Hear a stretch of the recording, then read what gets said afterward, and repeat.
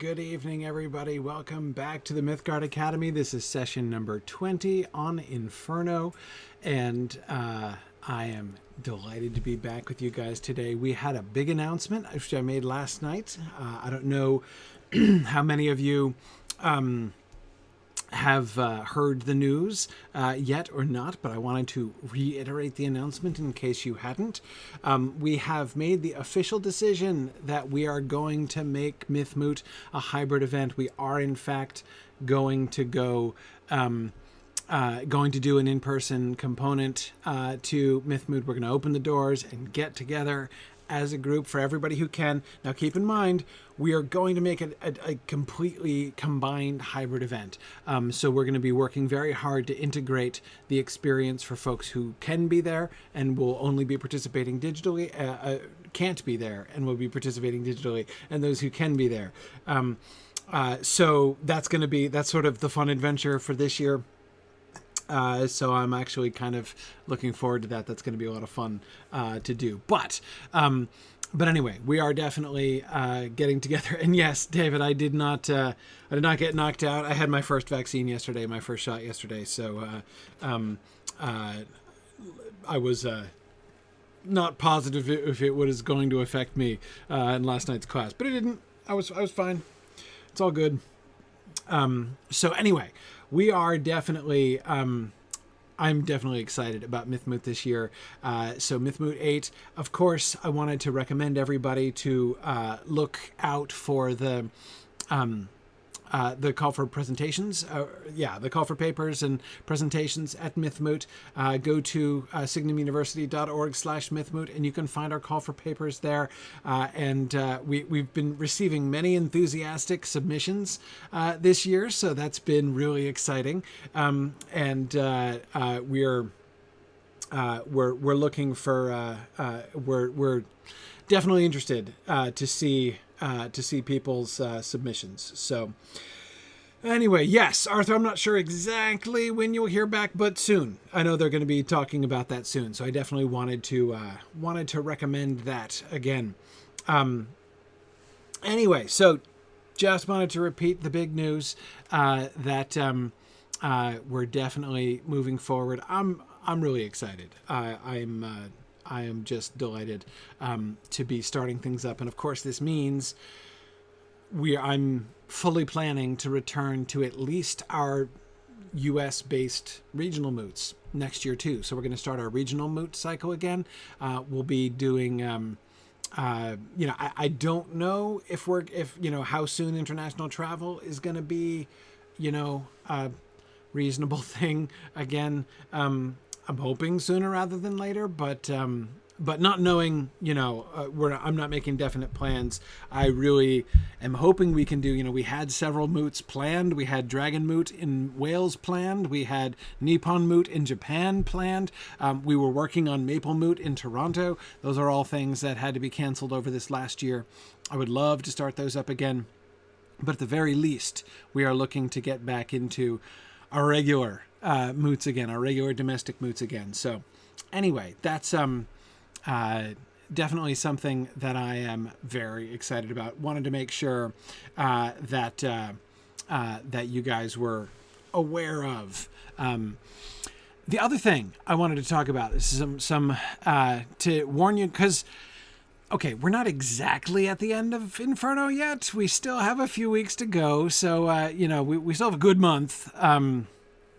It'll probably be like the beginning of May when we're done with Inferno, I think, because I'm not going to be here the last week of April. So I'm going to be missing the last week. So I only got 3 sessions in April. And like after tonight, am I going to be done in 3 sessions? No, I don't think so. So it'll probably be a session or 2 in the beginning of May. But here's the thing. What's coming next? Because we have had now for the second year in a row, it never happened before, but it's now happened twice in a row.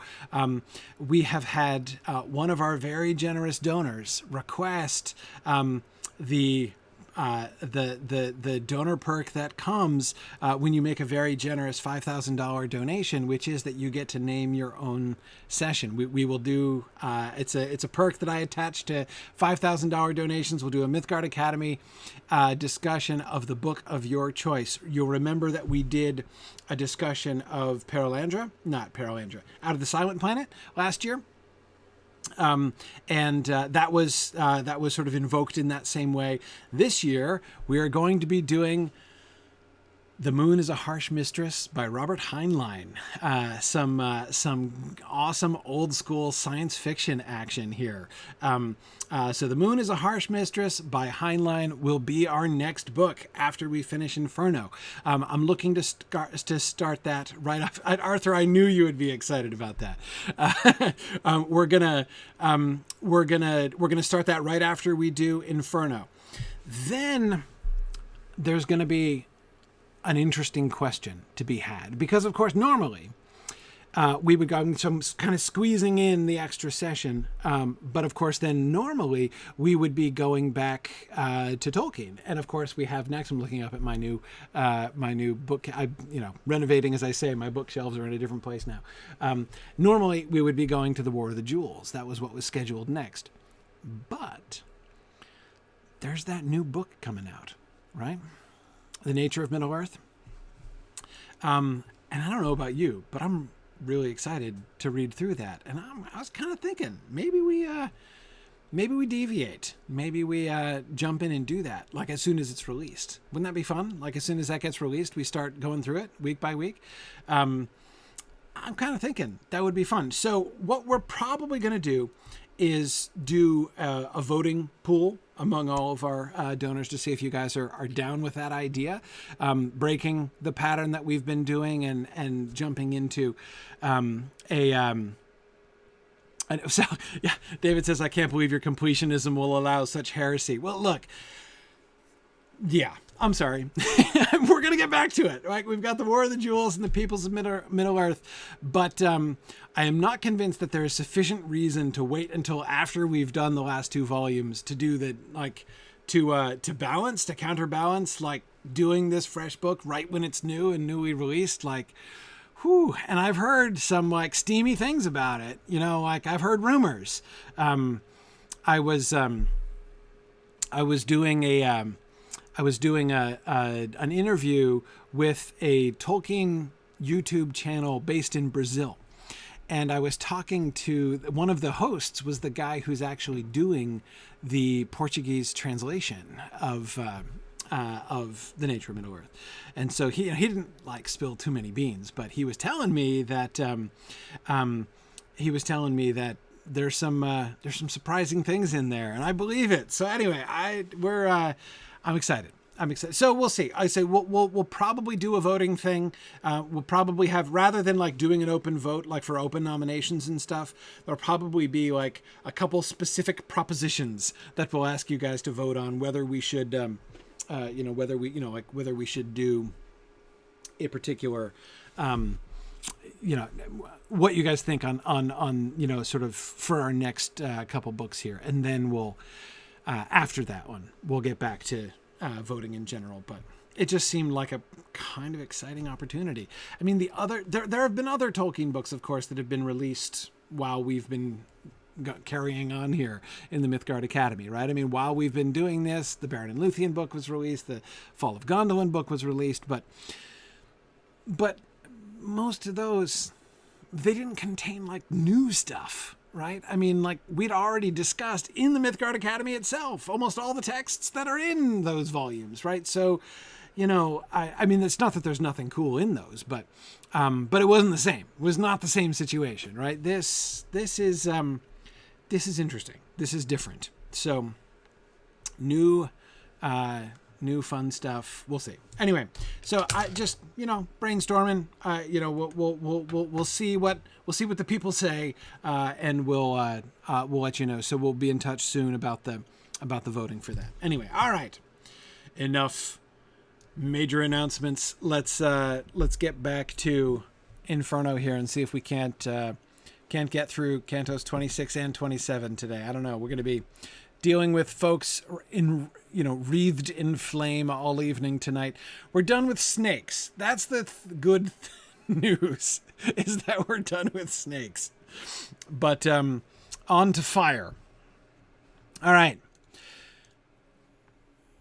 It grieved me then, and grieves me, and now grieves me again, when I direct my mind to what I saw. And more than usual, I curb my talent, that it not run where virtue does not guide. So that, if my kind star, or something better, has given me that gift, I not abuse it. As many as the fireflies, the peasant, while resting on a hillside in the season when he who lights the world least hides his face, just when the fly gives way to the mosquito, sees glimmering below, down in the valley, there where perhaps he gathers grapes and tills, so many were the flames that glittered in the eighth abyss, I made this out as soon as I had come to where one sees the bottom. Whoa. Okay. That's quite a sentence. Right, it's 2 sentences, I know, but still, that's a lot of syntax. Let's do it again.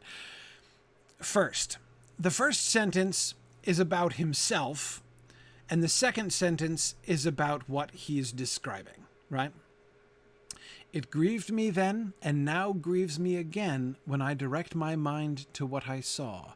And more than usual I curb my talent, that it not run where virtue does not guide. So that, if my kind star, or something better, has given me that gift, I not abuse it.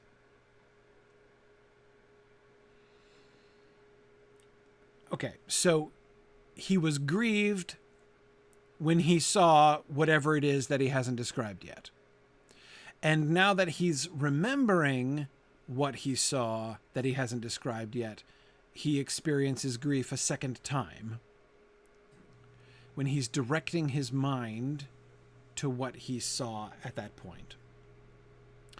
And so he's decided to curb his talent more than he usually does. So what is going to follow is going to be an unusually, like an unusually terse and not very elaborate description. I think we can all agree to express our gratitude towards Dante for that curbing, as who knows what this would have looked like had he not curbed his talent. Why is he curbing his talent? So that it not run where virtue does not guide. So that, if my kind star, or something better, has given me that gift, his talent, I assume, the gift of poetical expression, I not abuse it. Okay, so he's curbing his talent so that he doesn't abuse it. Because he wouldn't want to abuse his talent. Naturally. Okay, he doesn't want to abuse his talent. That's why he's curbing it more than usual. Because he was grieved. No, it doesn't say because. Fact. It grieved him then and it grieves him now. And so he was grieved, point 1. Point 2, I'm going to curb my talent more than usual. I'm going to keep this tone down because I don't want my talent to run where virtue does not guide. So the danger here is what's the point? What would the abuse of what abuse of his talent does he appear to be guarding here? Where that it not run where virtue does not guide. Okay. He acknowledges he's been given his talent is a gift given to him by either his kind star, that is presumably a kind star, not meaning the star that was kind to me, but his natural star, the star under which he was born, his natal star, or something better. Okay. Sure. It would be an abuse to allow his talent to run where virtue does not guide. Now, I curb my talent, and I believe that the metaphor there is to like rein in his talent, right? He's not going to give his talent its head. He's going to remain firmly in hold of the reins, right? So as to not let his talent take him to where virtue does not guide. That would be the abuse in question. Okay. Fine. I guess. Except, if this is curbing, I don't know what non-curbing looks like. As many as the fireflies, the peasant, while resting on a hillside in the season when he who lights the world least hides his face. What are we talking about? So, while resting on a... Okay. He who lights the world. The sun. Okay. When the season when he who lights the world least hides his face. Summertime. Okay. Summertime. The peasant, while resting on a hillside in summertime. Right? Okay. As many as the fireflies, the summertime hillside resting peasant. Just when the fly gives way to the mosquito, sees glimmering below, down in the valley. There where perhaps he gathers grapes and tills, so many were the flames that glittered in the eighth abyss. Okay. As many as the flies the peasant sees, glimmering below, down in the valley, so many were the flames that glittered in the eighth abyss. Okay. He, Dante, looking down, is like the peasant looking down in summertime at just when the fly gives way to the mosquito, which, by the way, is a charming way to describe dusk, right? Isn't it? When the fly gives way to the mosquito. I mean, I think a lot of us can relate to that. All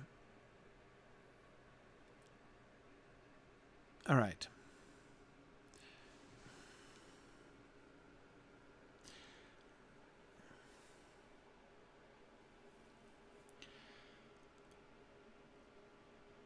You see what I'm doing here, right? The first thing that I'm doing is making sure we're understanding it. Because you remember, that's easy. It's an easy mistake to make. Like these extremely tangled similes, like syntactically tangled similes, are really easy to make mistakes about. Such that, remember, like, wait, I was making a mistake about who was it who corrected me? I forget. I'm already forgetting. Somebody was correcting me that when I was looking at that long hoarfrost simile that he was making, right? And I was like making a mistake as to like who was supposed to be which, right? It's really easy to make mistakes if you don't try to keep everything straight. So the literal level of this simile is, I looked down into the eighth abyss and I saw as many flames glittering down there as a peasant looking into a valley at dusk in summertime sees fireflies glinting in the valley. Okay, so that's the simple comparison that he's making. But obviously there's much more here than just the simple comparison, right? All of this, the indirection of his language, as we talked about this before, the indirection of his language all pushes us in particular ways. Like each piece of indirection pushes us in different ways. No, I'm not saying like contradictory ways, but like they're all important. They all add up to the overall poetic effect that he is getting at here, right?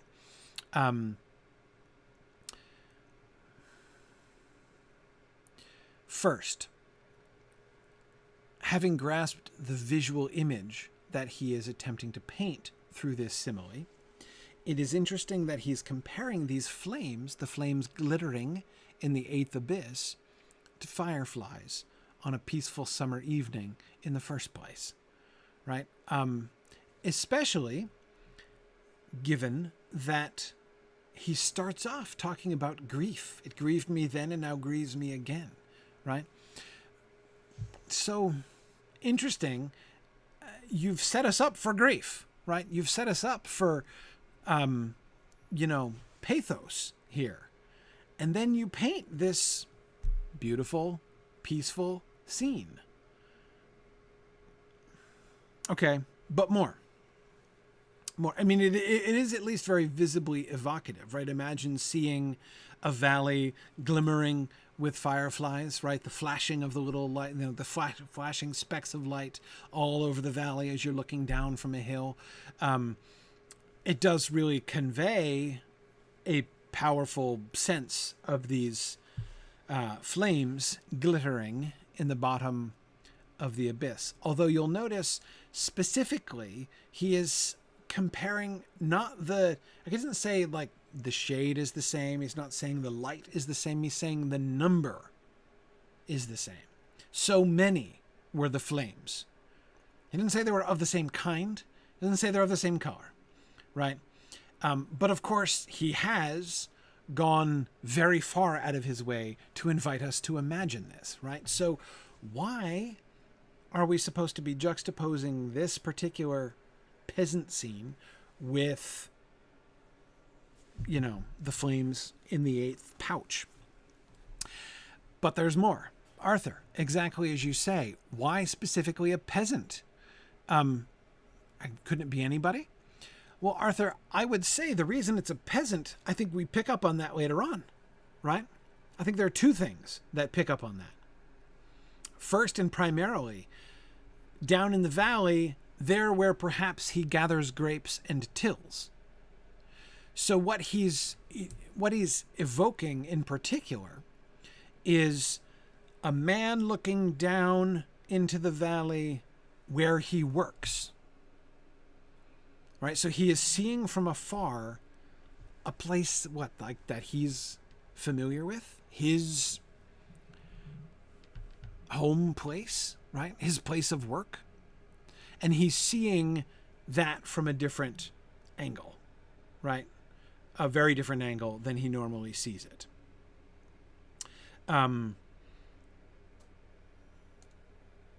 Yeah. Farmers, Kit, exactly. Okay, so but now I said there were two reasons I thought why the peasant was relevant. The other, I think, potentially, is just where the fly gives way to the mosquito. And although, Arthur, I don't think that it's true that a nobleman doesn't necessarily notice flies or mosquitoes, I'm sure they do. I'm sure they did much more back then than they would now. But they're also not like out working in the middle of the fields, right? They probably still did a good deal less swatting of flies and mosquitoes while gathering grapes and tilling, right? Like this peasant did. So the way in which the time of day is characterized, and this is, of course, the next point that I wanted to get to, right? The whole just when the fly gives way to the mosquito, which has got to be the least romantic way to describe dusk I've ever heard in my life, right? And it's a very pragmatic way of marking it, right? And I can't help but say a very pessimistic way, right?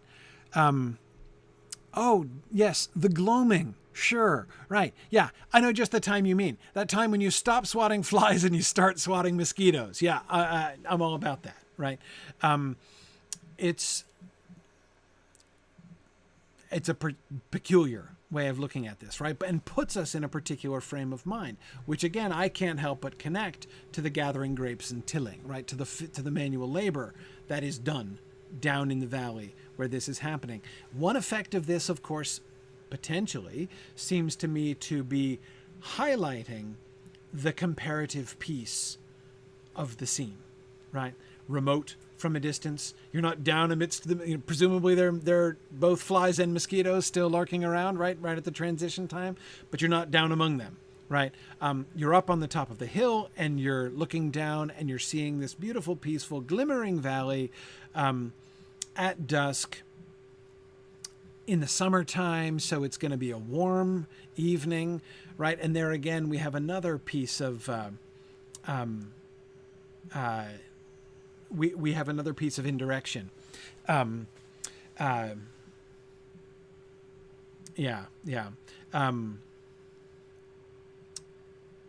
he who lights the world least hides his face, right? That again, I can't help but call this a somewhat pessimistic indirection, right? The sun hides his face most of the sun is hiding from us most of the time, but he hides from us least in the summertime. I mean, there's a lot of ways you could say that. Lots of ways in which people have said that kind of thing, right? Like you could just as well turn that around, very easily turn that around. In fact, even more naturally, I would even say, turn that around and say, in the season when he who lights the world dwells most among us, or something like that, right? You could say it positively, but instead he says it negatively. When he is avoiding us least. Yeah, that's summer for you. When the moon disses you, or when the sun disses you less often than he does during the other seasons.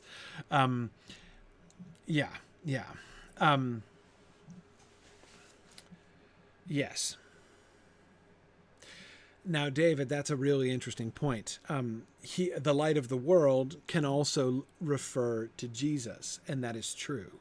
And the connection between Jesus and the sun, of course, English poets especially love that particular, because it's a pun in English. The light of the risen sun, for instance, is a very favorite kind of pun for Christian English religious poets. But anyway, but yes, you're right. He who lights the world is a way, in an indirect way, to refer to Jesus as well. And David, of course, we should remember where we are, which is hell, right? Where he who lights the world, in either sense, does not show his face. Did once, right? Doesn't again. So, yeah, I think that could be relevant. So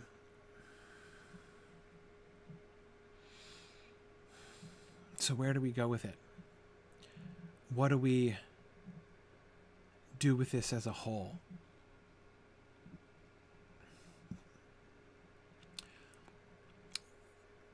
Peace contrasted to labor, but all of these negative, and I mean negative with the sun, I mean negative, not bad, I mean as opposed to like an absence as opposed to a presence. And he's positioning himself, he's sort of implicitly comparing himself, he's paralleling himself to the peasant, the laboring fly and mosquitoes swatting, or whether or not they swat, I'm not sure, Carrie. Yeah, he's putting himself in that position.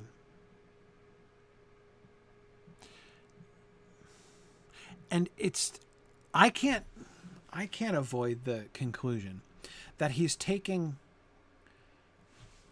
describing a scene which should be horrifying and grief-inducing, as he suggests in the first line, and he's first comparing it with a beautiful, lovely, peaceful, bucolic scene, but then he's making the peaceful, lovely, bucolic scene kind of awful, right, with his flies and mosquitoes, and least hides his face, and with the memory of the laboring peasant down in that same valley.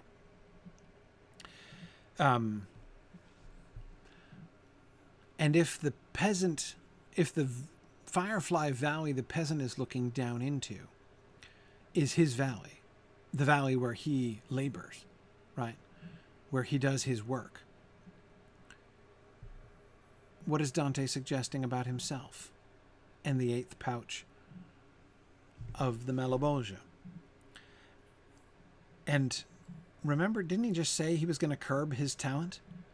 That's his work, right? The peasant with his grape gathering and tilling. The peasant has his grape gathering and tilling. Dante has his poetry, right? That's his job.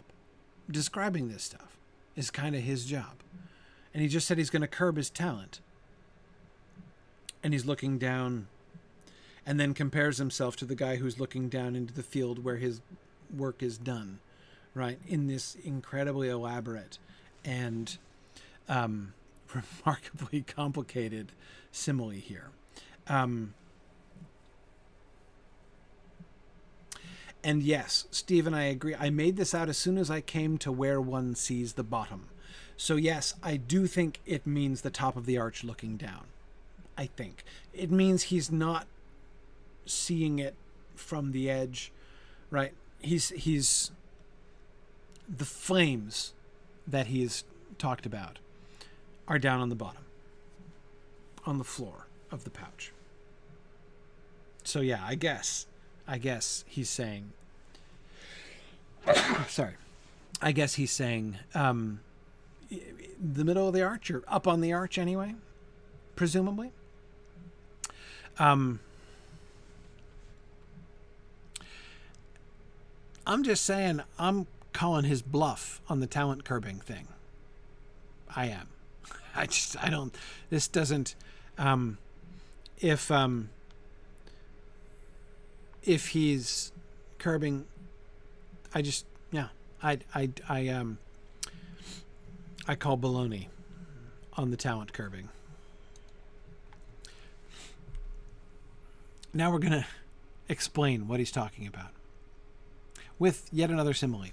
Even as he who was avenged by bears saw as it left Elijah's chariot, its horses rearing, rising right to heaven, when he could not keep track of it except by watching one lone flame in its ascent, just like a little cloud that climbs on high, so through the gullet of that ditch each flame must make its way. No flame displays its prey, though every flame has carried off a sinner.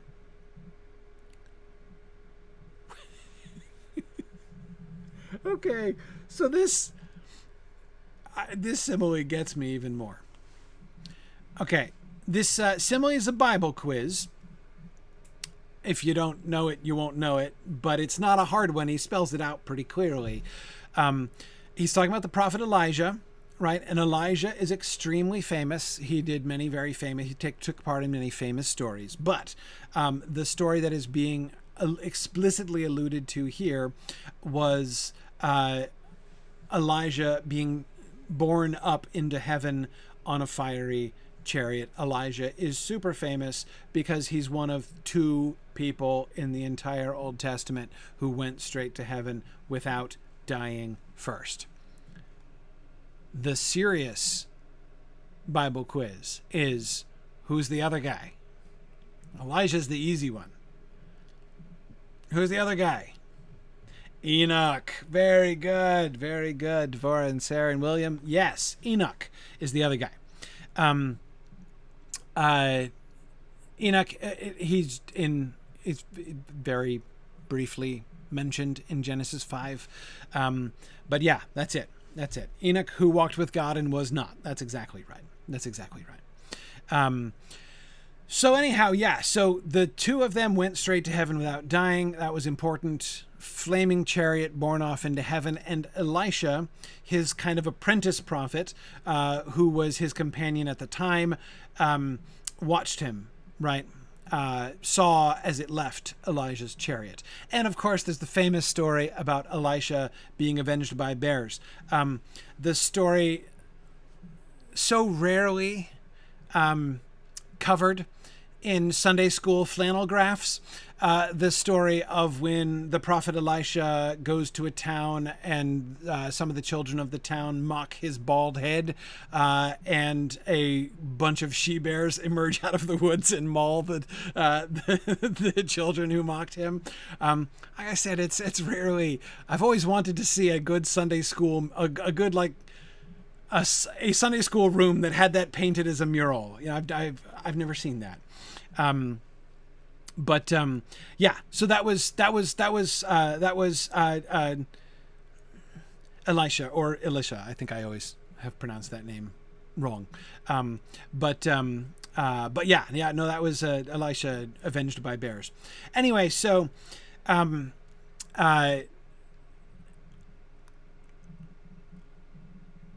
this one isn't hard to follow. Like the other one, we had to really piece together, right? Even as he who was avenged by bears saw as it left Elijah's chariot, its horses rearing, rising right to heaven, when he could not keep track of it except by watching one lone flame in its ascent, just like a little cloud that climbs on high. It's a fairly clear description of what he's seeing, right? What Elisha was seeing as the chariot goes up into heaven, bearing Elijah with it, right? It's not that the comparison is hard to understand. It's that the application is kind of odd. So, through the gullet of that ditch, each flame must make its way. No flame displays its prey, though every flame has carried off a sinner. So, just like Elijah, the prophet of the Lord, who was taken alive into heaven on a flaming chariot, just like Elijah in his flaming chariot, are the sinners in flames in this. Isn't it kind of the opposite? Right? I mean, it's just, doesn't it? It's weird. That's weird? Isn't that weird? I think that's weird.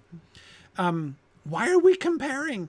I mean, yes, there's flame involved, right? And okay, when Elijah's flaming chariot was distant, when he could not keep track of it, when all he could see was like a flame in the distance of the sky, and he knew Elijah was there inside the flame, it was, sure, a little bit like what he's describing here, these individual large flames with people inside them, each one with a person inside.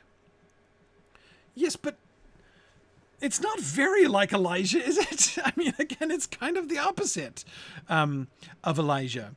No, Arthur, I'm not trying to confuse. Yes, Elisha is the one who's on the ground. Elijah is the one who's in the chariot. And Elisha was the one who was avenged by bears. I'm sorry if I misspoke and created any confusion earlier on. Anyway, yeah. I don't know why we're invoking Elijah's chariot, the fiery chariot of swing low, sweet chariot fame. Yes, that chariot. David says that Dante has quite deliberately pointed to his poetic gifts and then let them run amok. Must say something about who's being punished here. David, I kind of have to draw that same conclusion, right? I mean, it almost seems like irony, right? I mean, I don't think it's supposed to be funny. It's not quite that far, but it seems almost like that, right? I stood upon the bridge and leaned straight out to sea. So see, Stephen, I think he probably is somewhere close to the apex. And leaned straight out to sea. And if I had not gripped a rock, I should have fallen off without a push.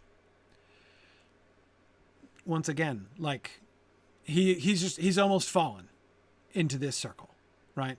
Again, Dante seems to connect himself. Again, he is like the peasant looking down into the valley, which is his field of work, right?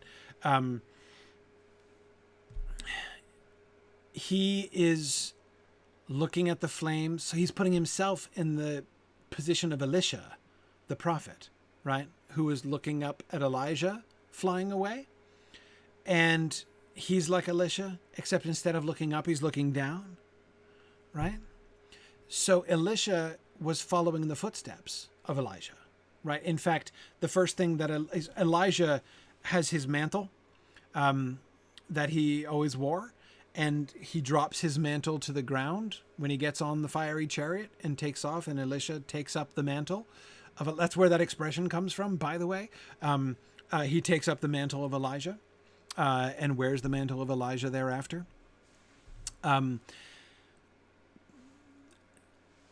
Now he's paralleling himself to Elisha watching Elijah, except instead of one prophet watching the spiritual progress towards heaven of another prophet, Dante is looking at the sinners enwreathed in flames. He's not looking up, he's looking down.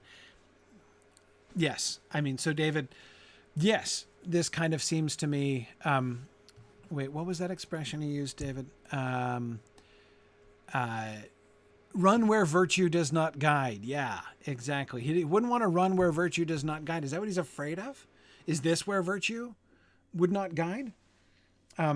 Is this, you know, I don't know. I don't know. Yeah, he's leaning out towards the lights, right? And he should have fallen off, without a push if he hadn't gripped a rock, right? I mean, he was like this close to falling right in with those guys. My guide, who noted how intent I was, told me, within those fires there are souls. Each one is swathed in that which scorches him. Okay, so each one is enwreathed in flame, and the flame is burning him. Now, we've seen Dante rather elaborately connect himself and even his talent to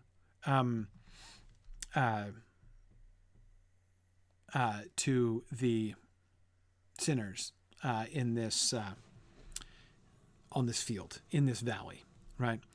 Yeah, Stephen.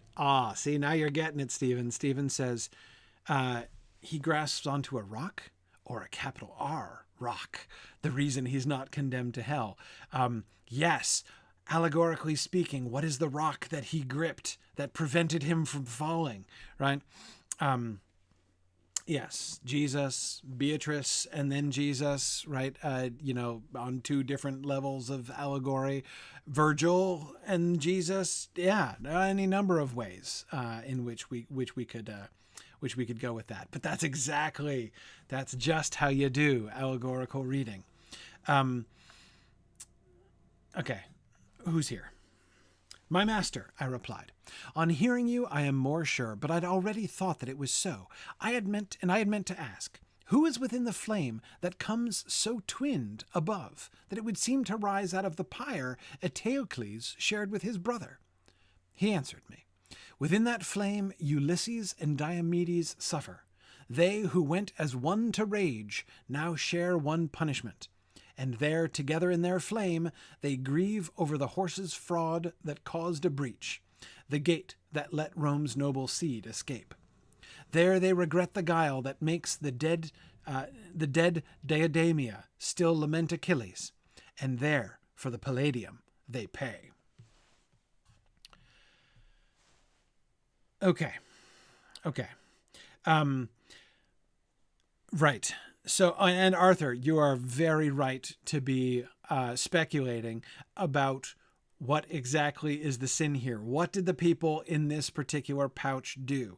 A very logical question. Arthur is speculating it could be using far too complicated allegories, or it could be mocking bald people. Yeah, both very viable options. We'll have to see. In fact, I'll be really interested to see what you guys think of this, because I'm not altogether sure. But anyway, I'm often not altogether sure. There's been a bunch of times I've been unsure, especially here in the Malebolgia. But anyway, let's come back to Ulysses here. Remember my caution from last time. If you know your Homer, forget it. This is not a Homer quiz, right? If you've read Homer before, then don't forget that you've done something Dante never did. So do not think about Odysseus. Do not think about the Odyssey at all, in fact.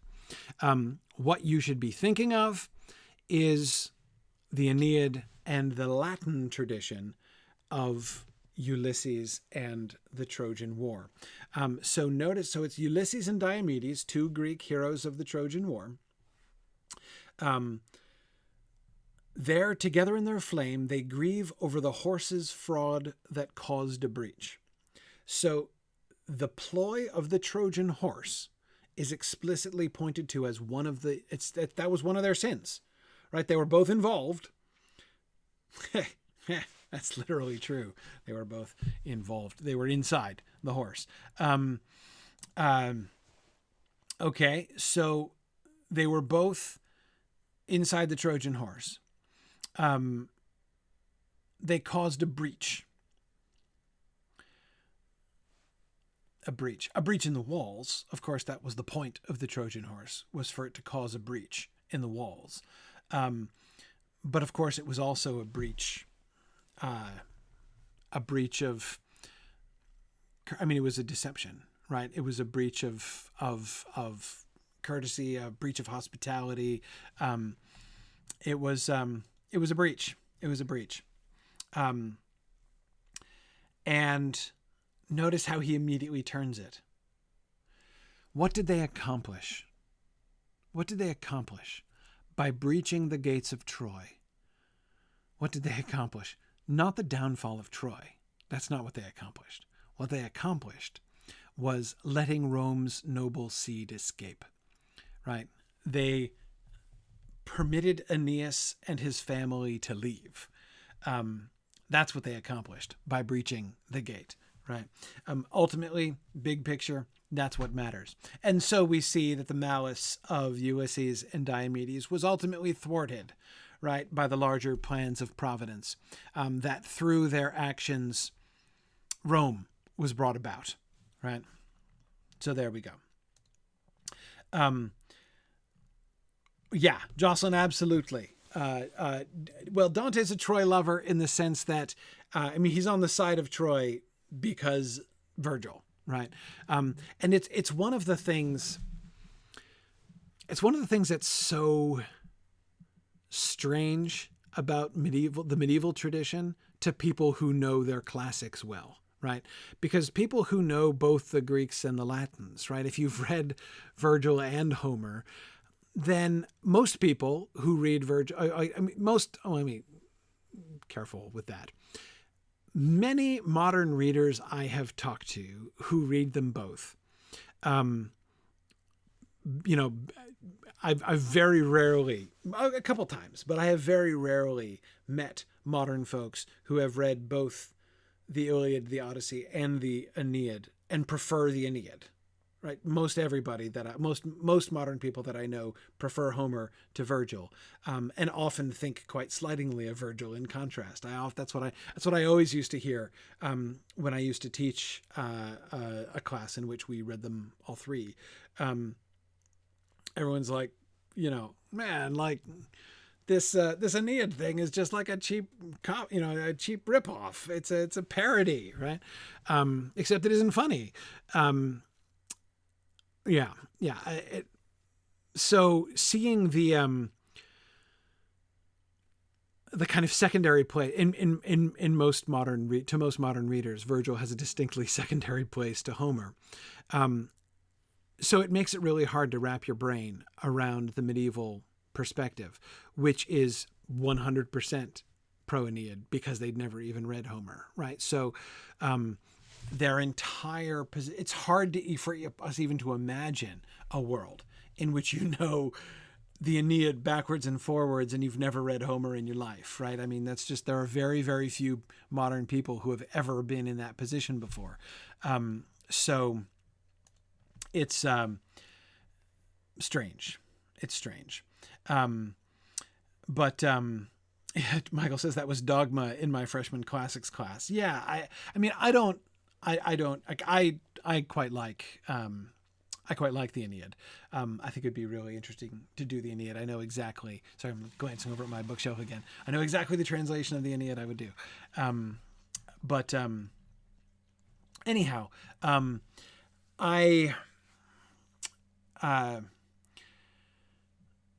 it's weird. It's hard to understand. So yes, is he pro-Troy? Yeah, he's pro-Troy. But again, everyone in the Middle Ages was systemically pro-Troy. I mean, there wasn't even another way to be, really. The the Greek side had no defenders. Basically, it was unanimous opinion in the Middle Ages. Yeah.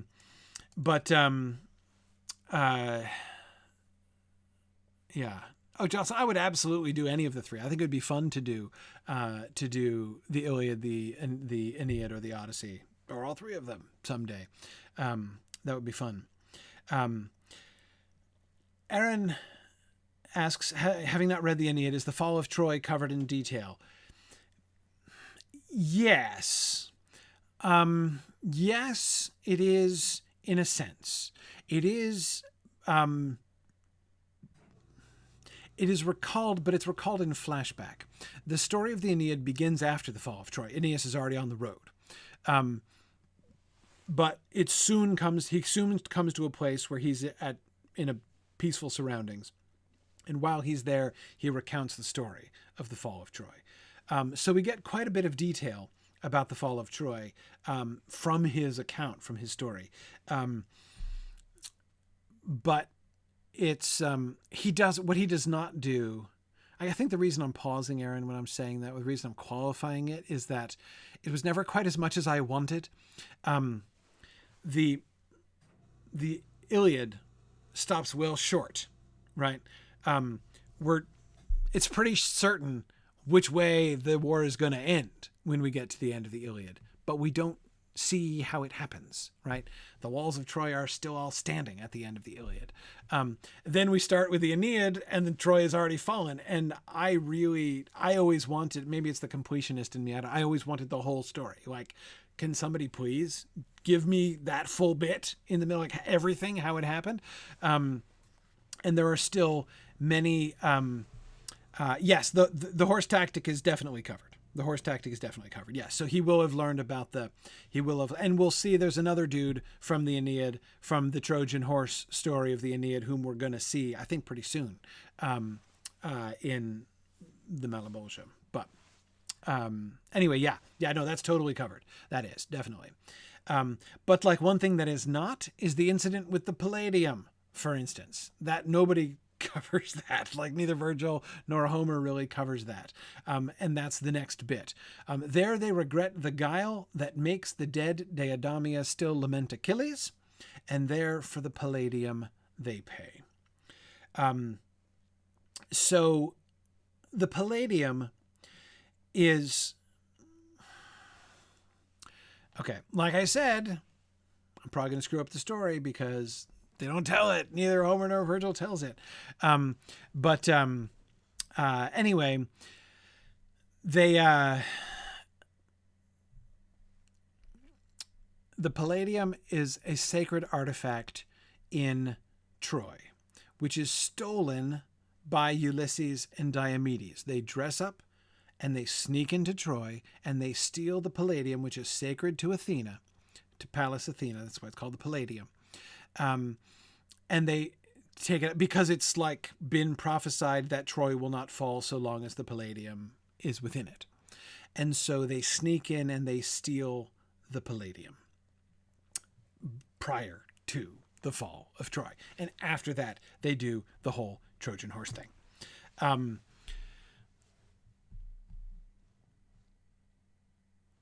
So what was their sin? The horse's fraud? The Palladium. They are paying for the Palladium. They regret the guile. Guile, fraud, theft. Okay. Well, let's listen to what he has to say, Ulysses. You two who move as one within the flame, if I deserved of you while I still lived, if I deserved of you much or a little, when in the world I wrote my noble lines, do not move on. Let one of you retell where, having gone astray, he found his death. This is Virgil speaking, of course. If I deserved of you while I still lived, if I deserved of you much or a little, when in the world I wrote my noble lines, do not move on. I'm not sure what Ulysses and Diomedes owe to Virgil, I got to tell you.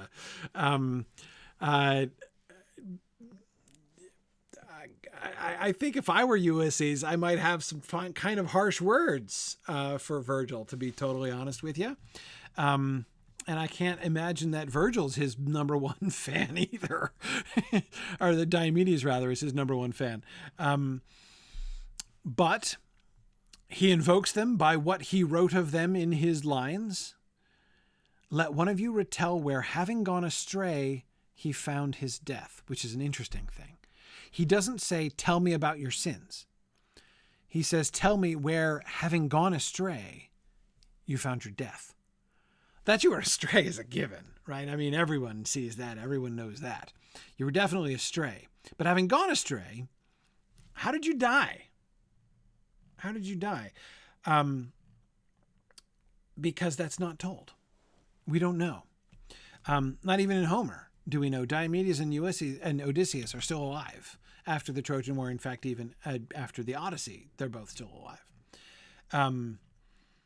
So, Carrie, you're right. He gave them eternal laurels in verse. Well, see, like, I guess it depends, right? Like, does somebody owe you something if you immortalize them as a villain? I mean, they're still immortal, I guess, right? So that's something. Anyway, okay. The greater horn within that ancient flame began to sway and tremble, murmuring just like a fire that struggles in the wind. And then he waved his flame tip back and forth as if it were a tongue that tried to speak, and flung toward us a voice. I love that. And flung toward us a voice that answered. When I sailed away from Circe, who'd beguiled me to stay more than a year there, near Gaeta, before Aeneas gave that place a name, neither my fondness for my son, nor pity for my old father, nor the love I owed Penelope, which would have gladdened her, was able to defeat in me the longing I had to gain experience of the world and of the vices and the worth of men. Okay. When I sailed away from Circe, which happened on his way home, we get references to the Odyssey throughout, especially the first 6 books of the Aeneid. So the travels of Ulysses that Homer covers are mostly alluded to, not all of them, but not the whole story, but like Circe makes it, because Aeneas goes near there too. Okay.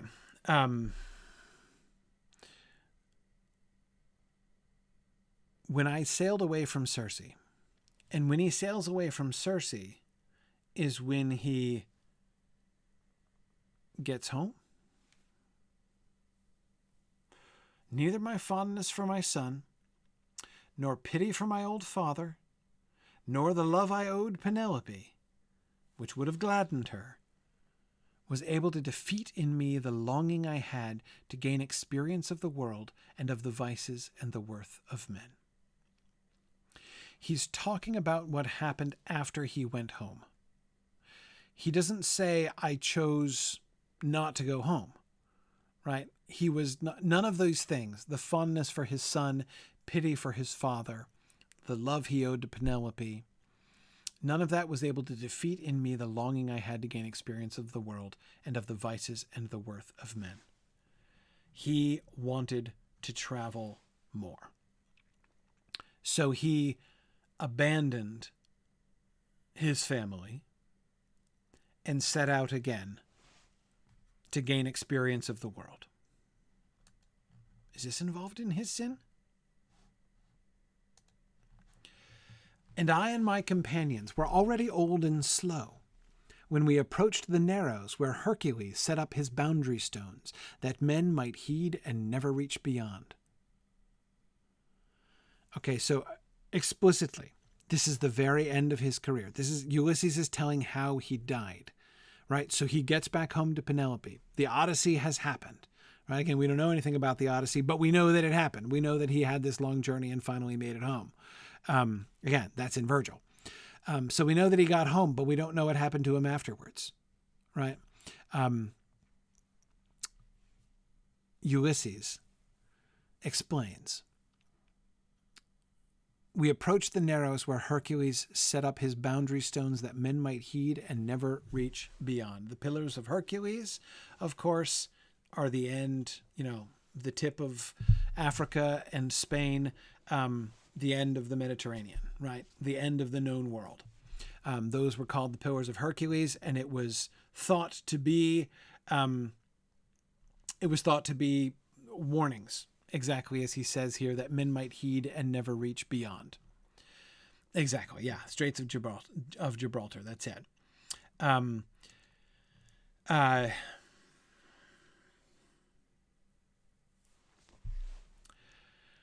Oh, that's a tough one, Jocelyn. Jocelyn says, if we're going to judge Ulysses about abandoning his family, should we judge Aeneas too for leaving his wife to burn in Troy? Well, look, it's easy to misplace people in a crowd, and he went back to look like he was awful upset. I hear you, Jocelyn. I do. Aeneas is not exactly my role model as husband and father, I have to admit, but nevertheless, it's not the same. I mean, he did try to take his whole family with him. It's, and when he realized he lost his wife, then he did retrace his steps, but,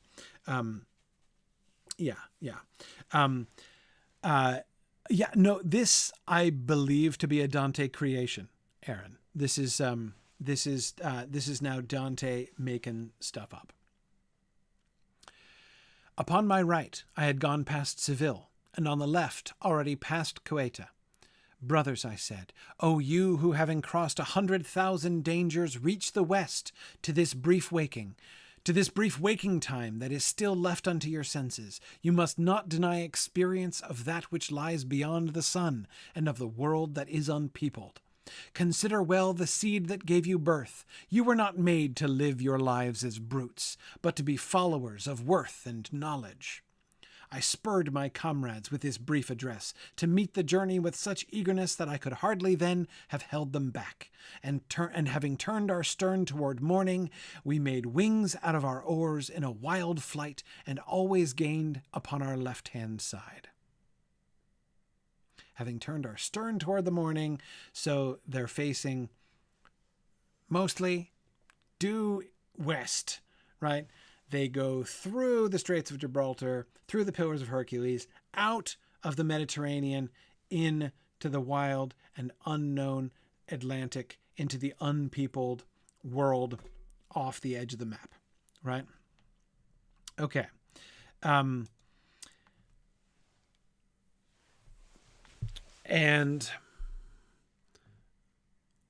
they're always gaining on their left-hand side. So they're going mostly due west. Well, west by southwest, right? They're kind of drifting to the south as they go, right? They're always gaining on their left-hand side. Okay. His speech to Gerald, yeah, absolutely. This is where Tennyson's poem comes from. Tennyson's poem Ulysses is absolutely drawn from this canto. Yes. Very explicitly drawn from this canto. Okay. His speech. O you who having crossed 100,000 dangers reach the west, to this brief waking time that is still left unto your senses, you must not deny experience of that which lies beyond the sun and of the world that is unpeopled. You were not made to live your lives as brutes, but to be followers of worth and knowledge. Let's go seek knowledge. Let's go seek to be followers of worth and knowledge.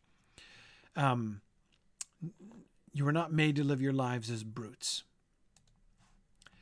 At night, I now could see the other pole and all its stars. The stars of ours had fallen and never rose above the plain of the ocean. So they're drifting more and more to the left, aren't they? They're not going west by southwest anymore. Now they're headed south. They're seeing the South Pole and its stars.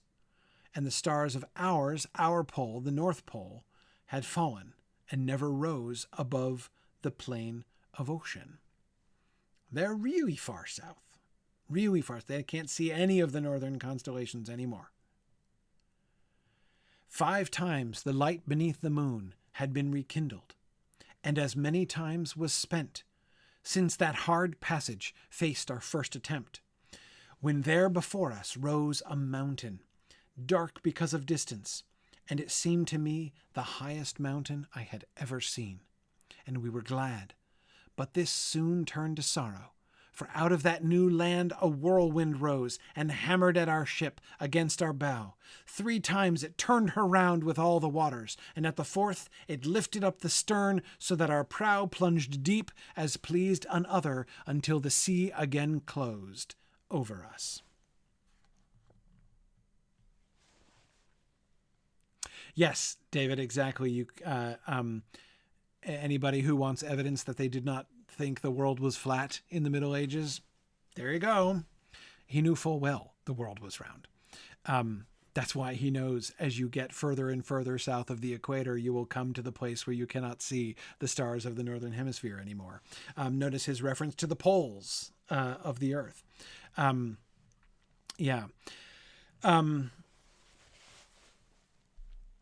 Finally, they come upon a mountain, the highest mountain he had ever seen. And we were glad. But this soon turned to sorrow, for out of that new land a whirlwind rose and hammered at our ship against her bow. 3 times it turned her round with all the waters, and at the 4th it lifted up the stern, so that our prow plunged deep as pleased another, until the sea again closed over us. So they came to the forbidden shores of this incredibly high mountain, but before they, in their inappropriate journey beyond the boundaries set to mortals, could land on the shores here beyond the edge of the world, beyond the end of the human realm, they are engulfed and swallowed and taken down.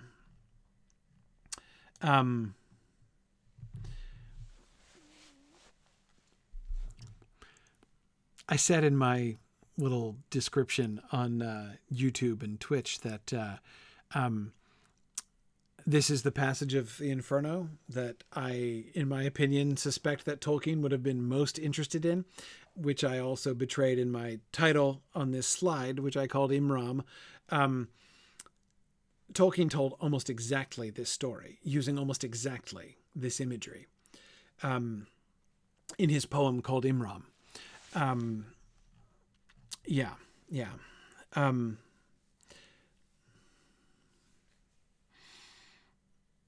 William, you've exactly got it. William says, are we to understand that they found Mount Purgatory?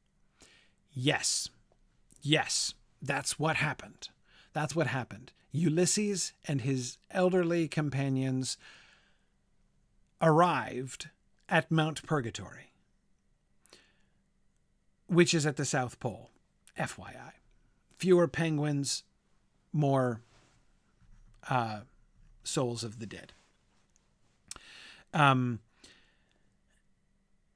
And they die. They are swallowed up by the sea, not permitted to land, and they are taken down as pleased another. Arthur assume he means God, right? But he doesn't name him because he doesn't know him. He's Ulysses. What does he know about God, right? But somebody else, right? Until the sea again closed over us.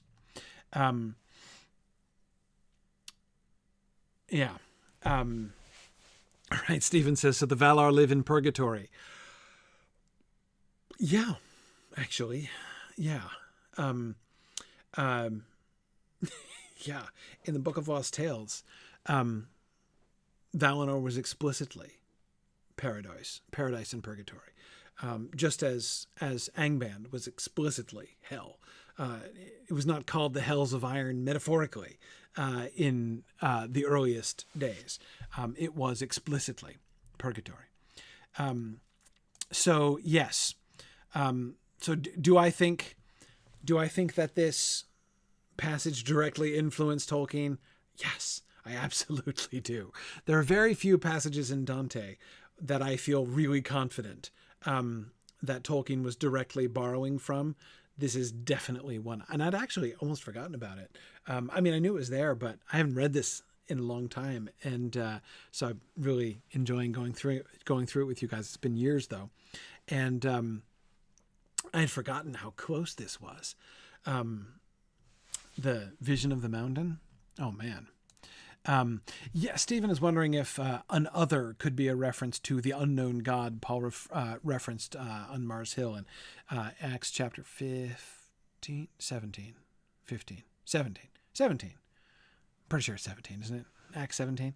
But anyway, yeah, yes, I do. I think that that's kind of the tone in which he's referring there. Yeah, it is 17. Okay, Acts 17. Yeah.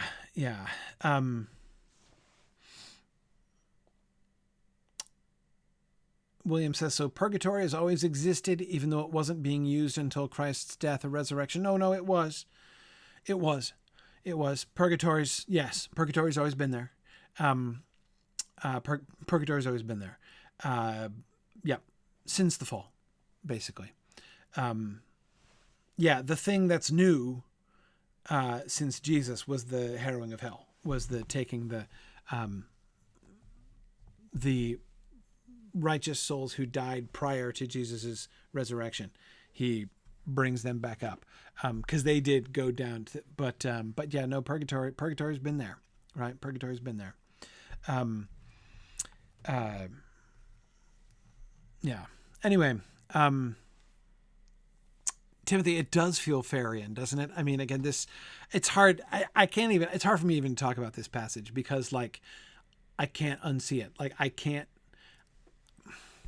I am way too immersed in Tolkien's poetic descriptions of this exact scene to distance myself from it. I mean, I'm finding myself constantly, Timothy, here thinking about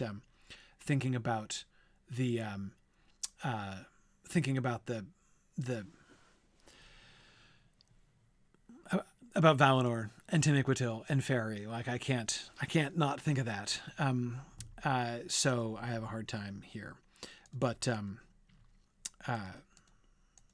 yeah.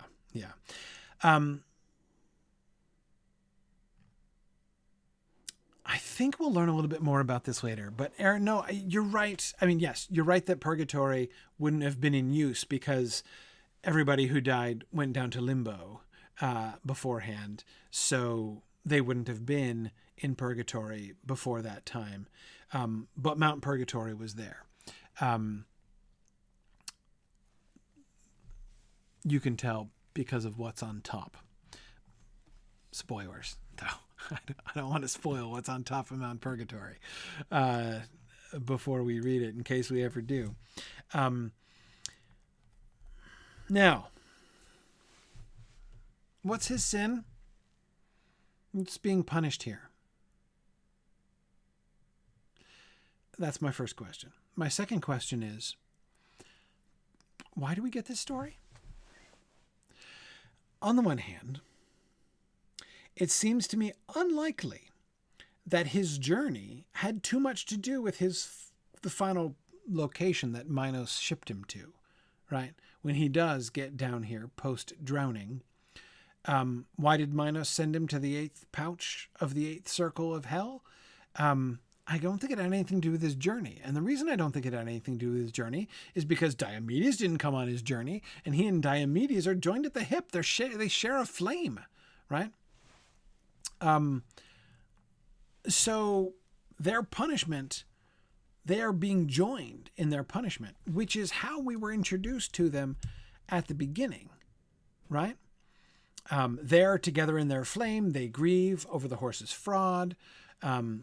They regret the guile. There for the palladium they pay, right?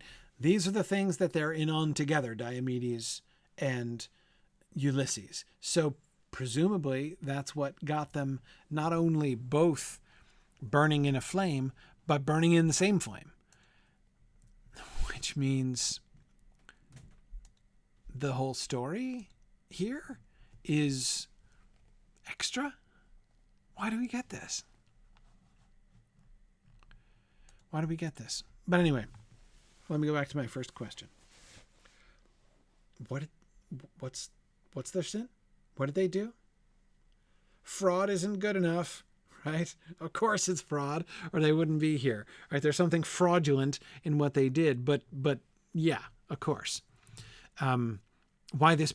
What is this pouch? Why this pouch? What's going on here? What's this about? Fraud, yes. Malice, yes. But again, those are the bigger categories, not the specific thing. Conspiracy to fraud. Well, William, we can't rule out theft. We're back to theft again. I thought we did theft in the last one. They did steal the palladium. Oh, wait, but that was sacrilege. Oh, shoot. So was the other guy in the last one. Oh, man. I don't know. Maybe the next guy will help us out. So let's try the second question. Why the story? Why the story?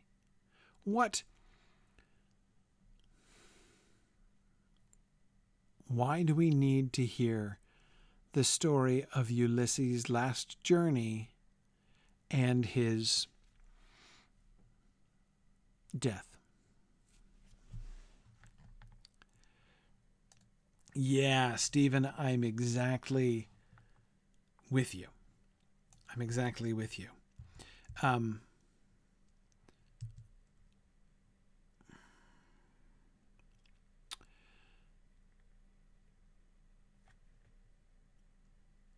You must not deny experience of that which lies beyond the sun and of the world that is unpeopled.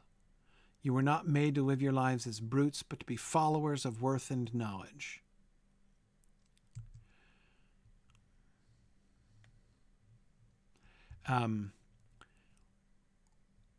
We approached the narrows where Hercules set up his boundary stones that men might heed and never reach beyond.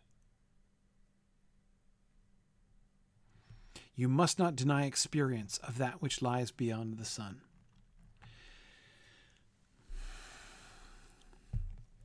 It's a little close to home, doesn't it? There's someone else present who is journeying past the boundaries set for mortal people, right? Who is on a journey to see things never seen by other mortals before, right? Who is gonna end up at Mount Purgatory, in fact, right? Indeed, where Ulysses was denied, right? On the shores of Mount Purgatory, when Ulysses' ship goes down, Dante's going to arrive at the shores of Mount Purgatory and will not be drowned, right? And remember the curbing of the talent and the connection between him and the almost falling in, but except for he was holding on to the rock and all that stuff, right? I cannot help but think that Ulysses' description of his last journey is directly parallel to Dante's own journey. Evokes the danger that he's in. The parallels between this moment and the Geryon moment, right? Remember the Icarus and what's his face? Phaeton, right? The Phaeton and Icarus stuff with Geryon as he's sailing down into the circle of fraud. The connections between fraud and allegory, between fraud and his Geryon, the effigy of fraud in his own verses. I think he's very conscious of this journey that he's on and of the hubris that he is potentially guilty of in doing this at all. And here's Ulysses, who did the same thing, who's in hell. Not because he did that, though. He's telling the story of how he died. And Tarlonio, I don't disagree with you that it doesn't seem like the worst death to experience, right? I mean, It's not a horrible way to go, the way he describes. But it's interesting, isn't it? I think that Dante is aware of sort of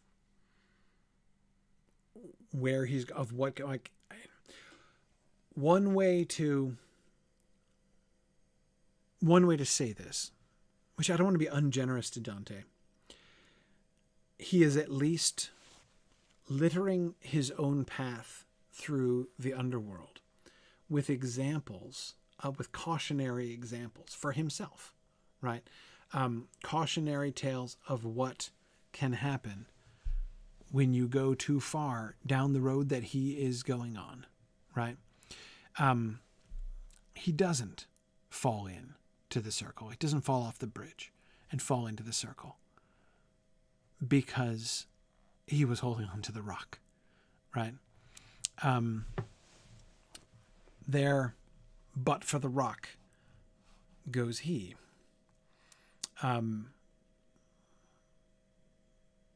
So what is there sin? I don't know. Let's keep going. The language of the fire. I love this description. This is the next canto. The flame already was erect and silent. It had no more to say. It's Ulysses' flame.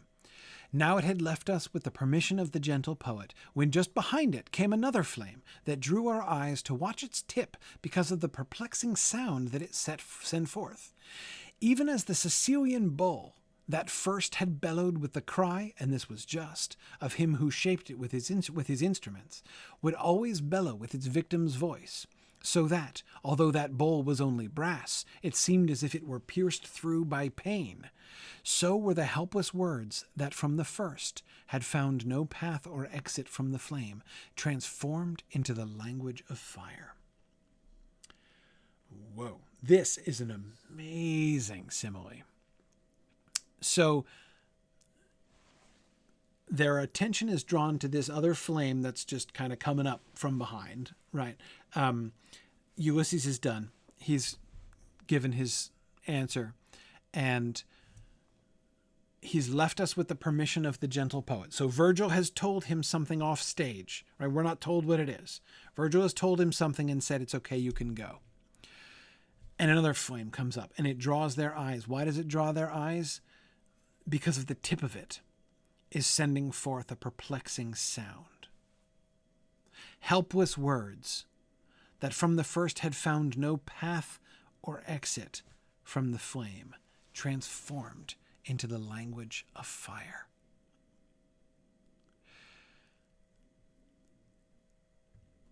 They don't.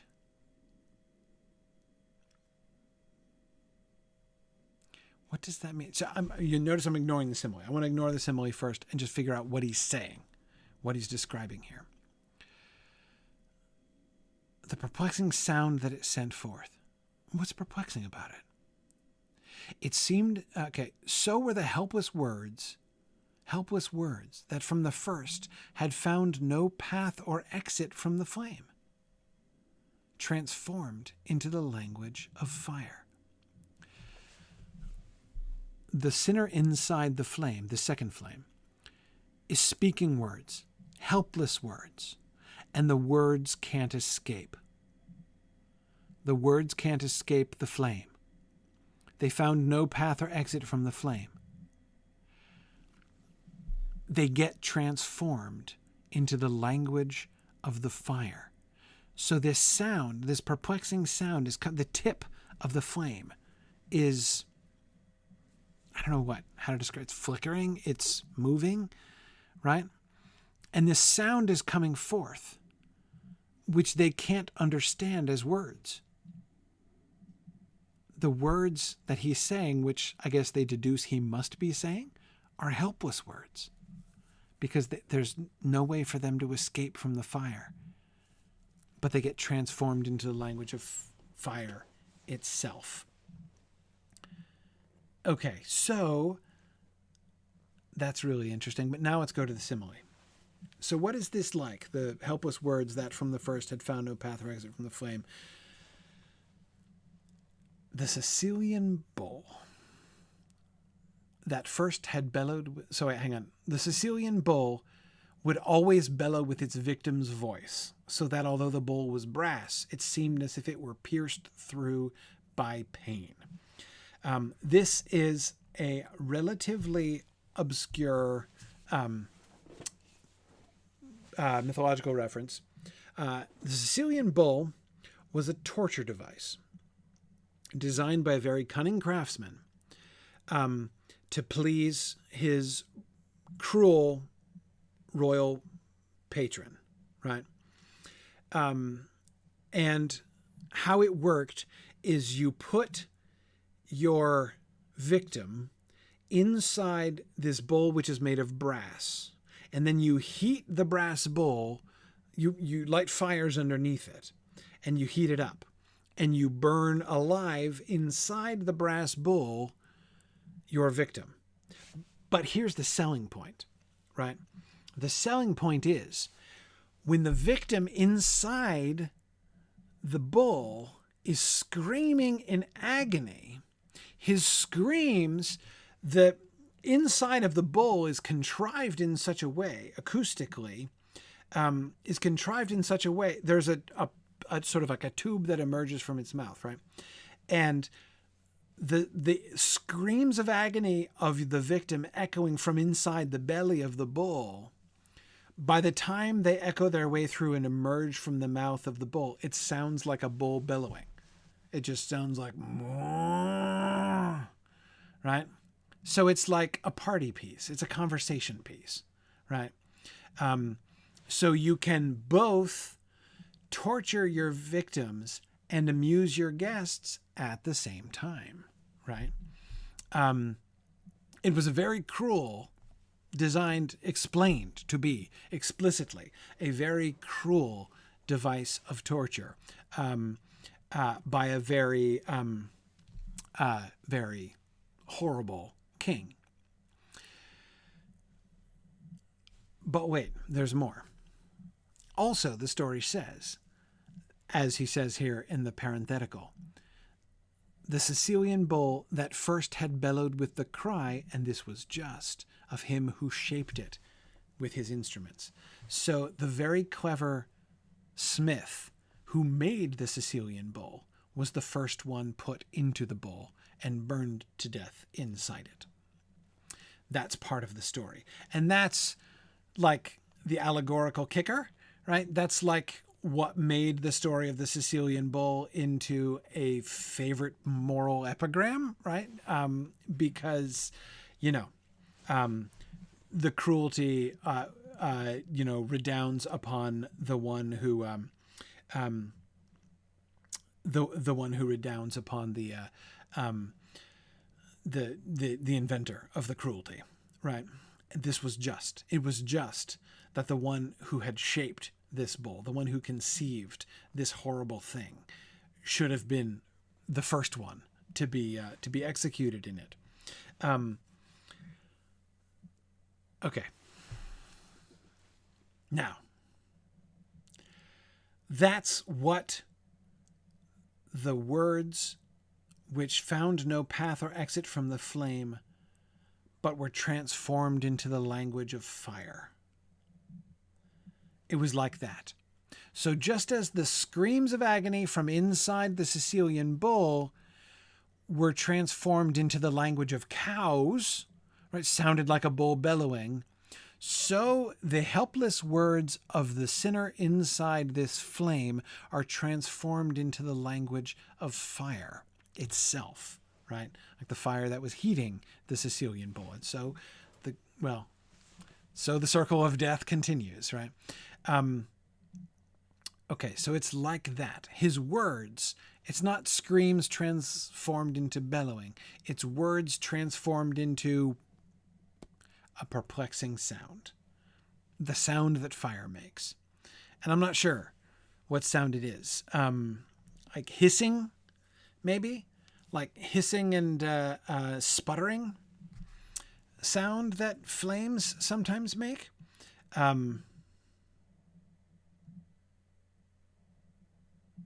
Yeah, Carrie, I know what you mean. That's like sometimes when a pocket of pitch inside a log in a campfire releases a wavering scream. I know exactly what you're talking about. Yeah, maybe it's like that. Maybe it's like that. I'm not really sure exactly what sound he's describing there, which is odd, come to think of it, because that's kind of what what an epic simile is supposed to do, right? Help me to picture that better. But I can't picture that better. I don't understand exactly what he's suggesting there. So that's interesting by itself, isn't it? That the epic simile that he is using to describe this is not to help us picture it better, but rather is meant to, it's not meant to help us picture it better. Instead, it is meant to, what? What is it meant to do? What does it do?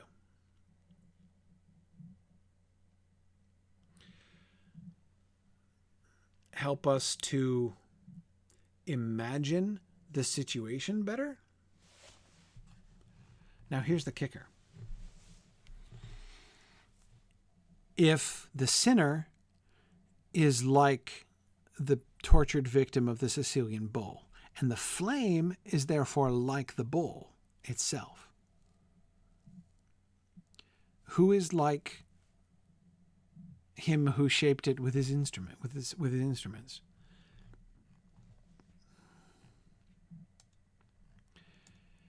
It kind of sounds to me like him who almost face planted in this pouch to begin with, doesn't it? Who shaped this? Dante shaped this. Mr. I'm curbing my talent shaped this, right? With the talent that he doesn't want to lead him away from the path of virtue.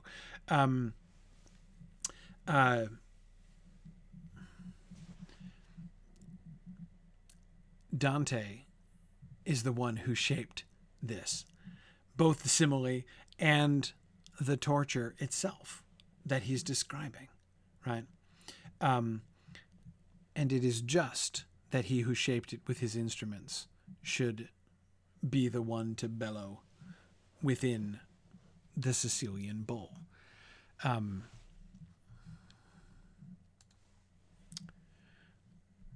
Okay, who is this dude?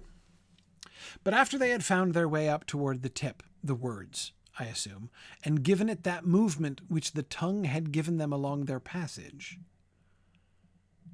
we heard, O you to whom I turn my voice, who only now were talking Lombard, saying, now you may leave, I'll not provoke more speech. Though I have come perhaps a little late, may it not trouble you to stop and speak with me? See how I stay, and I am burning. If you have fallen into this blind world but recently, out of the sweet Italian country from which I carry all my guilt, do tell me if the Romagnoles have peace or war. I was from there, the hills between Urbino and the ridge where Tiber springs. See what we just got? We just got what Virgil said to Ulysses. Now you may leave, I'll not provoke more speech. So Dante doesn't tell us what Virgil said to Ulysses after the fact. This dude, the language of fire. So first, the words, the helpless words, found no path or exit from the flame, are transformed into the language of fire. All we're hearing is, what, spitting and hissing? Probably. But after they had found their way, that the words worked their way up to the tip of the flames, and given it that movement which the tongue had given them along their passage. So the tip of the flame moves like a tongue and speaks the words of this guy. So now the flame is becoming his, well, not spokesperson, his instrument, his, I don't even know what. Is there a word for that? His synthetic tongue, his vicarious tongue. And Stephen, if we weren't, I know you mentioned this a long time ago. If we weren't thinking about Pentecost and the tongues of flame before, we absolutely should be thinking about them now, right? And arguably we should have been thinking about them, as you were suggesting, much earlier on. I think Timothy was talking about that too. Thinking about speaking in tongues, right? Yeah, Timothy, exactly. Tongues of flame, absolutely. Yeah.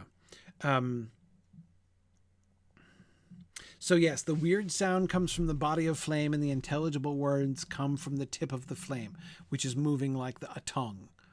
I think so. And the flame, tip, tongue, addresses Virgil, who's a Lombard, right? He's from Mantua. It says, hey, you're speaking Lombard just now, right? I heard you. You said, now you may leave, I'll not provoke more speech. Why do we get the words of Virgil to Ulysses so indirectly as this? Why do we... Oh, and by the way, this image that I've been sitting in front of for like 2 weeks now, this is the woodcutting of this. They're looking just down at the flames.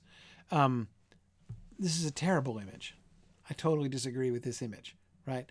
Dante, look at Dante. This one's Dante. You can tell by his nose, right? This one's Dante. Look at him, bashfully standing back there, discreetly looking down, right? He's supposed to be leaning over and almost falling in.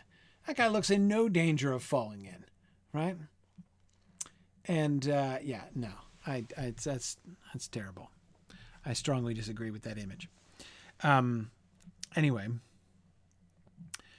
so why is it that this dude, the fire-tongued dude, gives us the words of Virgil to Ulysses? I don't know. I find that kind of fascinating. See how I stay, and I am burning. Won't hurt you to stay, will it? If you have fallen into this blind world but recently. Are you new here? You must be new here, right? You've fallen into the sweet Italian country from which I carry all my guilt. Yeah, I'm from Italy too, right? That's where I did all my guilty things. Tell me what's going on. Tell me what's going on up there. Okay. After the flame, in customary fashion, had roared a while, it moved its pointed tip this side and that, and then set free its breath, still speaking that way. So he asks him to tell his story, right? Virgil asks him to tell his story. And then it roars a while, and then set free this breath. So the roaring seems to be the language of the flame, right? It's almost like we're hearing a translation. First it speaks in fire talk, and then the pointed tip translates for us, right? Into Italian, presumably. And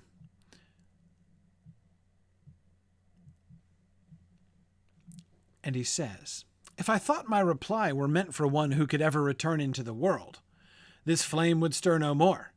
And yet, since none, if what I hear is true, ever returned alive from this abyss, then without fear of facing infamy, I will answer you. Well, fortunately, there is no chance of anybody who can hear me going back to the world of the living and blabbing about this, so I don't mind. Where so many of the sinners we have met are keen to have their names remembered and their stories retold, this guy is not, right? This guy is going to spill some beans that he would not want to share, and he's only doing it because he, as he explains, is so convinced that nobody could possibly take his words back to the living world. So it's a good thing he's safe from that.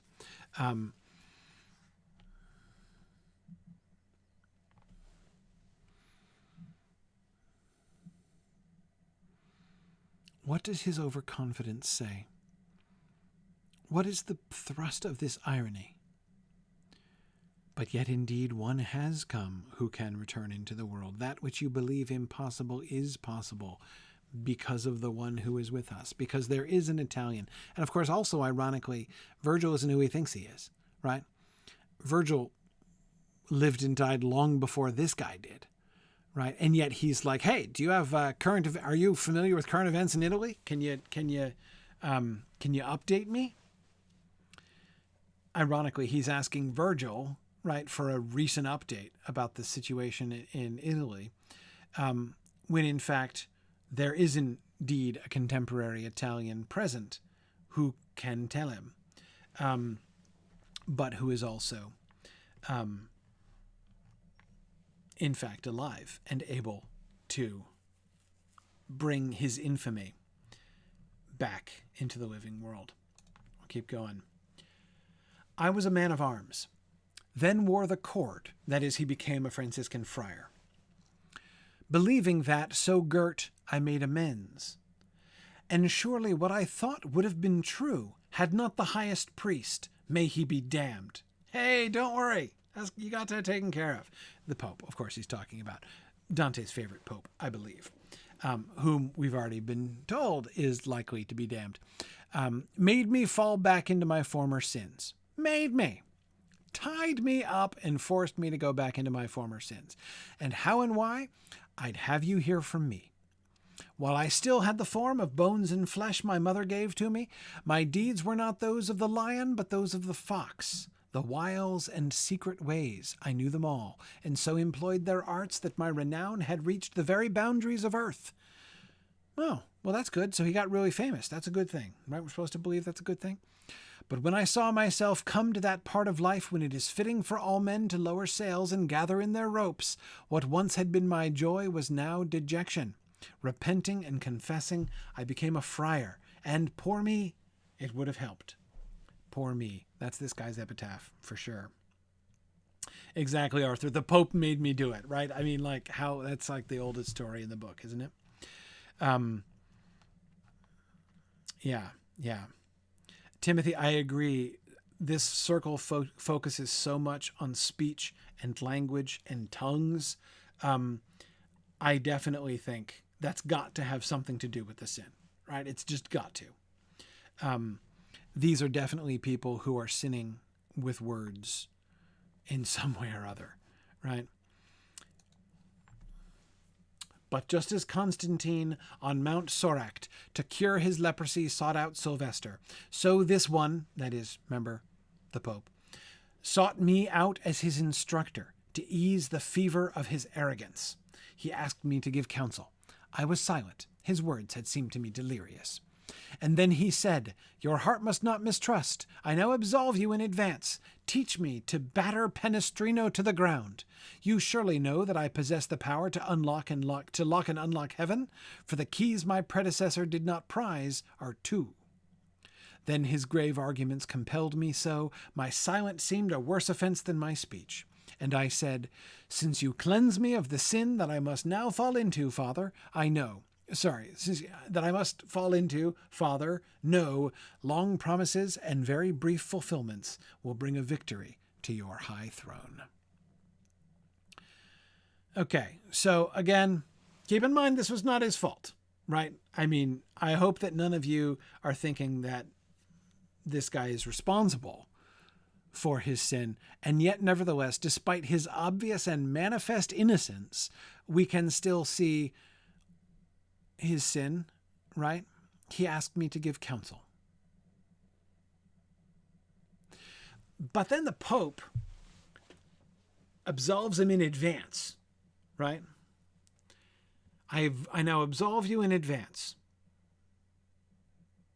I possess the power to lock and unlock heaven. Hey, he's the Pope. He possesses the keys to lock and unlock. Whatever he shall bind on earth shall be bound in heaven, right?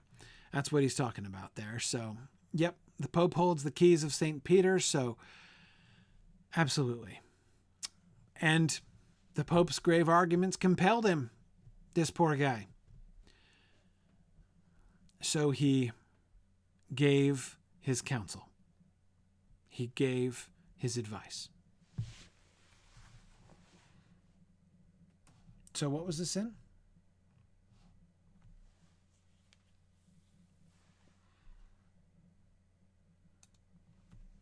What was the sin?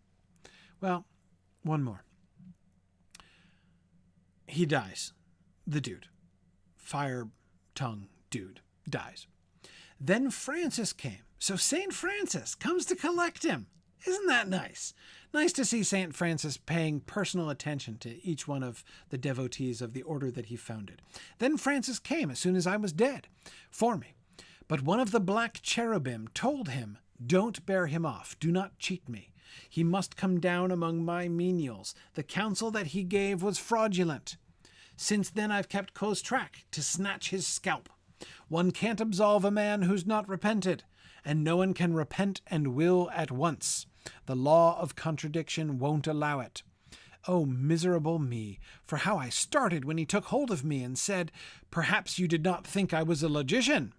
He carried me to Minos, and that monster twisted his tail 8 times around his hide, and then, when he had bit it in great anger, announced, 'This one is for the thieving fire,' for which and where, you see, I now am lost. And in this garb I move in bitterness."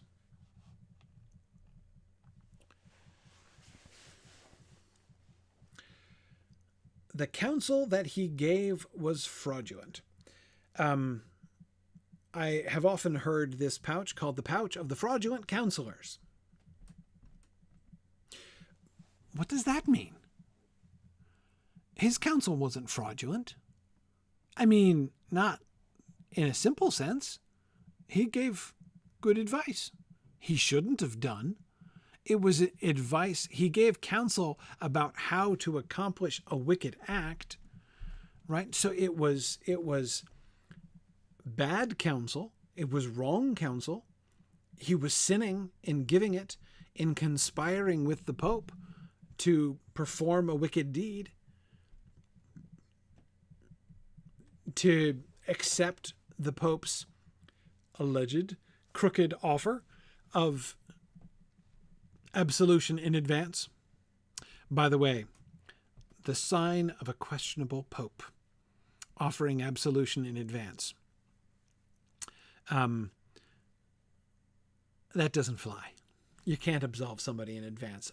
You can't absolve someone in advance, nor is there any point in saying, if you find someone praying a prayer that says, "Lord, please forgive me for that which I am about to do."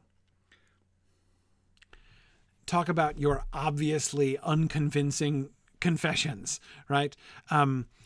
You may be asking for forgiveness, but you obviously aren't repenting of it, because you're going to still go on to, you can't repent of a thing and will to do the thing at exactly the same time like that. Like it's, no, that doesn't work.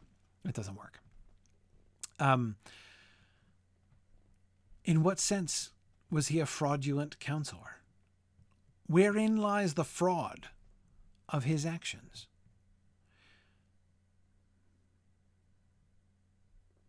How was he fraudulent? And of course, what about Minos? I called this slide a glimpse into the process because this is the first time we get a first person. I mean, the suicide kind of told us about getting flung down into the 7th circle and landing and growing as a tree. But we get dialogue from Minos. We get St. Francis and the demon debating about his soul at the hour of his death. This is good stuff right here, right? Minos says this one is for the thieving fire. The thieving fire. What does that mean? The fire is thieving? The fire steals? It's surely not the fire for those who do steal, but of course now I'm thinking about the Palladian. Ulysses and Diomedes did steal the thing. So, theft, sure. But this guy didn't thieve. Right?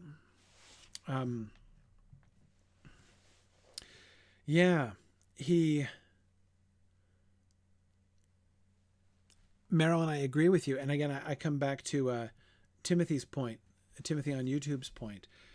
It seems to be all about words and tongues and fire.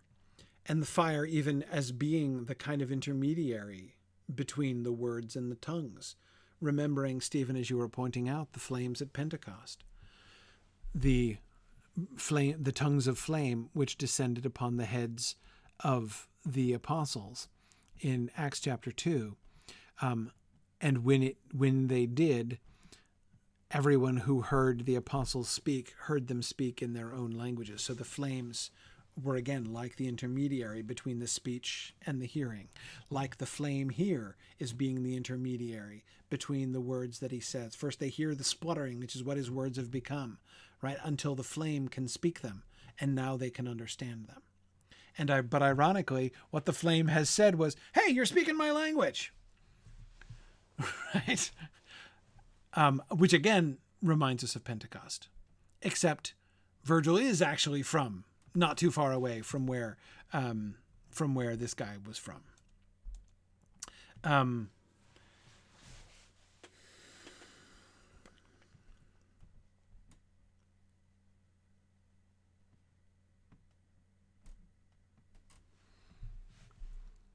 I don't know, but it's late. Next time, I will begin by asking, so what was their sin again? The burning flame people? What patterns can we see? What exactly does this add up to? And isn't it interesting, by the way, how cagey Dante has become about this? Even at the beginning of the Malabozia, he was quite explicit, like with the seducers and panderers, right? About, who they were and what their sins were. We've been forced to guess and to put some effort into guessing. Again, most schematics that I've seen modern editors draw, they usually label this casually, the pouch of the fraudulent counselors. But again, I see where they get that, right? But that's not even a thing that makes... Who was Ulysses defrauding by his counsel, right? That's not exactly... a fraudulent counselor sounds to me like somebody who gives fake advice, right? Someone who deceives you, who claims to be giving you good counsel, but is deceiving you when they're doing that. And yet, that's not what this guy did. Clearly not what this guy did. Anyway, we'll see. Next time, I will come back and I will start with that question. We'll reflect on these guys a little bit, and then we'll move on to Canto 28. So make sure you read 28 and 29 for next time. We'll see if we can do two cantos again. Thanks, everybody, for joining me tonight. I will see you guys again next week. Bye now.